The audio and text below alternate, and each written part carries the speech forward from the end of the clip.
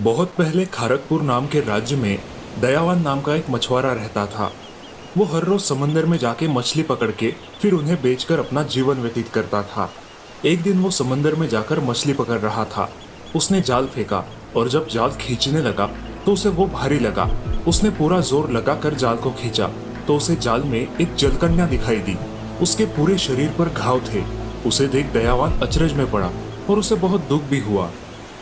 हे जलकन्या, क्षमा करना, मैंने जानबूझ के तुम्हें इस जाल में नहीं फंसाया है। तुम गलती से इस जाल में फंस गई हो। मैं अभी तुम्हारा इलाज करता हूँ और तुम्हें समंदर में वापस भेजता हूँ। नहीं नहीं, इसमें तुम्हारी कोई गलती नहीं है।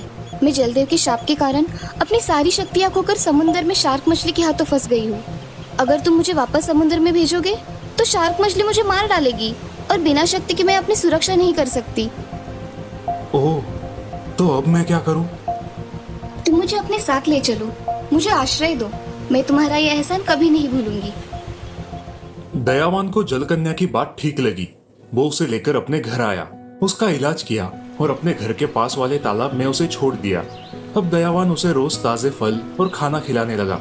धीरे धीरे जलकन्या के घाव भर गए और वो ठीक हो गई। एक दिन उस गांव में मुंगेरीलाल नाम का एक जादूगर आया।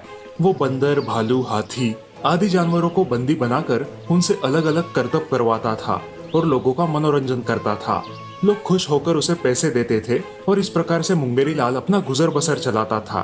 अब मुंगेरीलाल खारकपुर में अपना प्रदर्शन करने लगा। कुत्ते से साइकिल चलाई, बंदर से गुलाटी लगवाई और लोगों का मनोरंजन किया। इस तरह अपना प्रदर्शन खत्म होते ही अपना काबिला और सामान लेके मुंगेरीलाल दूसरे गांव जाने लगा। रास्ते में उसे प्यास लगी, इसलिए वो दयावान के खेत के पास गया। वहां उसने तालाब में तैरने वाली जलकन्या को देखा और वो हक्का बक्का रह गया। तभी दयावान वहां आया और जलकन्या के साथ बात करने लगा।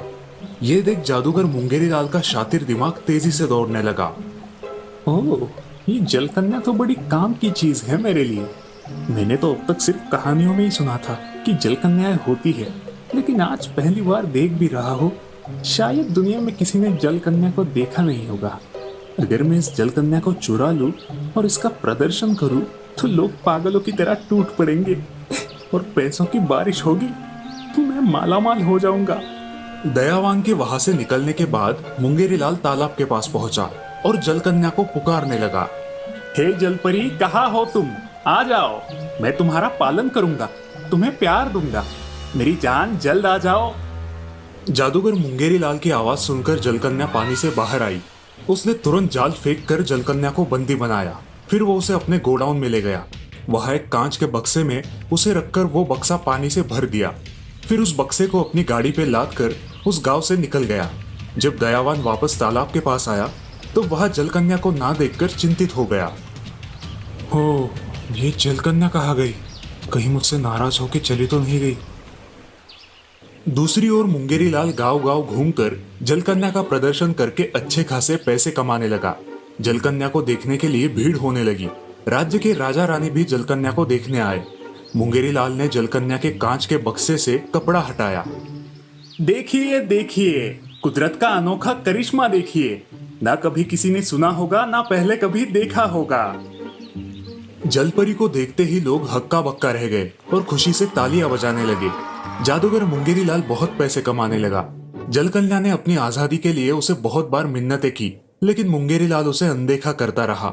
एक दिन मुंगेरीलाल के दिमाग में विचार आया, अगर मैं इस जलकन्या का प्रदर्शन किसी और राज्य में करूं तो मुझे और ज्यादा पैसे मिलेंगे।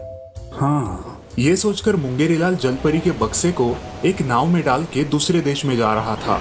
तभी समंदर में बड़ा तूफान आया और मुंगेरीलाल की कश्ती पानी में डूबने लगी। ये सब देखकर मुंगेरीलाल डर गया और जोर जोर से चिल्लाने लगा। आखिर उसकी कश्ती पानी में डूब ही गई। तब जलकन्या का कांच का बक्सा समुंदर के एक बड़े पत्थर पे जाके गिरा और टूट गया। जलकन्या आजाद हो गई। वो तैरती हुई ऊपर की तरफ आने लगी। तभी उसने डूबते हुए मुंगेरीलाल को देखा और तुरंत वहां पहुंचकर उसे बड़े परिश्रम से पानी से बाहर खींच लाई। जब मुंगेरीलाल को होश आया तब उसे अपनी गलती का एहसास हो गया और उसने जलकन्या से माफी मांगी। हे जलकन्या, मुझे क्षमा कर दो। मैंने तुम्हारे साथ बहुत बुरा सलूक किया है, फिर भी तुमने मेरी जान बचाई। मैं तुम्हारे लिए कुछ करना चाहता हूँ। मुंगेरीलाल तुरंत जलकन्या को दयावान के पास ले गया।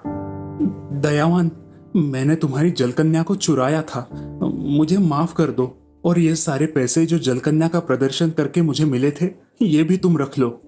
जादूगर मुंगेरीलाल वहां से चला गया। जलकन्या कुछ और दिनों के लिए दयावान के तालाब में खुशी से रही। कुछ दिन बाद उसे उसकी सारी शक्तियां वापस मिल गई। उसने दयावान को बहुत सारा धन, सोना, चांदी आदि दिया और वापस अपने समुंदर के देश चली गई।